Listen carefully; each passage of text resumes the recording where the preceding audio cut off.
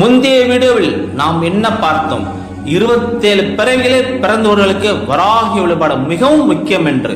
இப்பொழுது முக்கியமான கேள்வி, யாருக்கு வராகி வழிபாடு கட்டாயம்?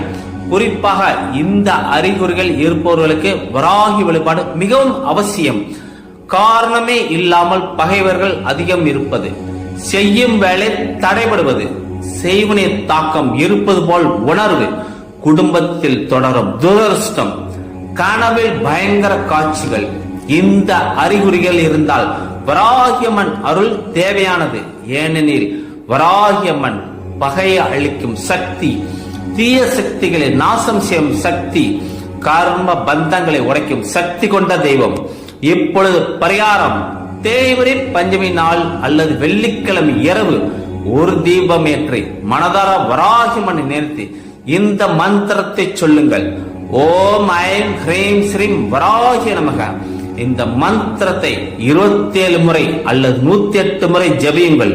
இதனால் பகைவர்கள் விலகுவார்கள், செய்வின சக்தி குறையும், கர்ம பந்தம் கரையும், வாழ்க்கையில் பாதுகாப்பு உருவாகும். வராகியம்மன் அருள் கிடைத்தால் எந்த பகையும் உங்களை தொட முடியாது. இந்த விடயமே உங்களுக்கு பயனுள்ளதாக இருந்தால் கமெண்டில் வராகியம்மன் அருள் என்று எழுதுங்கள். அம்மன் அருள் உங்கள் வாழ்க்கையில் அதிர்ச்சி மாற்றத்தை தரட்டும்.